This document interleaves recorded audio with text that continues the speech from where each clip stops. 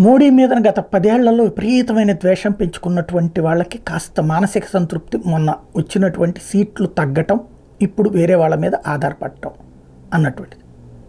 కాకపోతే ఎందుకు వాళ్ళందరికీ అంత కోపం అంటే మోడీ నిరంకుశుడు. ఎలా? నాకు అర్థం కాని నిరంకుశత్వం. ఎందుకు అంటే వాడెవడో ధ్రువరాటి అనేటువంటి వాడు ఈ దేశంకి వచ్చి ఇక్కడ అడ్డదిడ్డమైనటువంటి అబద్ధాలన్నీ వెళ్ళవేస్తాడు. వాడిని ఏం పీకింది ఏం లేదు. ప్రకాష్ రాజ్ ఎన్ని తిట్టాలో అన్ని తిడతాడు. ఏమన్నా అయ్యిందా? లేదు. ఈ దేశానికి వ్యతిరేకంగా మొక్కలు చెయ్యాలని బహిరంగంగా తిరిగేటటువంటి వాళ్ళు బోల్డ్ అంతమంది. ఎవరినైనా ఏమైనా చేశారా? లేదు. ఈ దేశంలో నిత్యం విష ప్రచారాలు చేసేటటువంటి వ్యవహారాలు వ్యవస్థలు ఏమైనా ఆపగలిగారా? వాళ్ళ సావు వాళ్ళని చావనండి, మా చావు మేము చస్తామన్నటువంటి తరహాలోనే ప్రచారం చేసుకొస్తాడు ఆయన. ఒకటి డెవలప్మెంట్ ఆస్పెక్ట్, మౌలిక వసతుల కల్పన, అట్లాగే సంక్షేమ పథకాలు బ్యాలెన్స్ చేసుకుంటూ వస్తున్నాడు.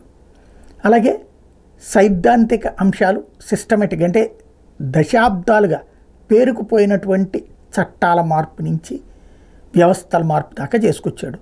నచ్చచ్చు నచ్చకపోవచ్చు, ఈ విధానంలో లోపాలు మనకు కనబడితే నచ్చచ్చు నచ్చకపోవచ్చు, కానీ అందులో నిరంకుశత్వం ఉంది ఎక్కడన్నా? నువ్వు రూపాయి ట్రాన్స్ఫర్కి క్యూఆర్ కోడ్ వాడితే అందులో నిరంకుశం ఎట్లా వస్తుంది? లేదు. మూతబడిపోతున్నటువంటి ప్రభుత్వ బ్యాంకుల్ని బాగు చేస్తే నిరంకుశత్వం ఎందుకు వస్తుంది? అట్లాగే ప్రపంచ దేశాల దగ్గరికి వెళ్ళి అడుక్కుని డబ్బులు ఇచ్చి మరి అడుక్కుని ఆయుధాలు తెచ్చుకోవాల్సిన కర్మ పట్టినటువంటి దేశానికి స్వతంత్రంగా ఆయుధాలు తయారు చేసుకునేటటువంటి స్టేజీ తెచ్చుకుంటే ఇది నియంతృత్వం ఎందుకు అవుతుంది? లేదు. మణిపూర్ లాంటి చోట్లన వందలాది మందిని ఇక్కడి నుంచి ఎవరినైనా పంపించి మడ్డలు చేయమని చెప్పాడా? అక్కడ అరాచకాలు చేసినటువంటి దుర్మార్గులు ఇప్పటికీ చట్ట ప్రకారం బ్రతికేస్తున్నారే. వాళ్ళని నడుపుతున్న నాయకులు దర్జాగానే ఉన్నారే, వాళ్ళని ఎవరూ లేపేసేయలేదే. మరి అది నియంతృత్వం ఎట్లా అవుతుంది? అట్లాగే ఖలిస్తానీ తీవ్రవాదులు ఆయన్నే చంపడానికి కుట్రలు పన్నితే ఏం చేయలేదే.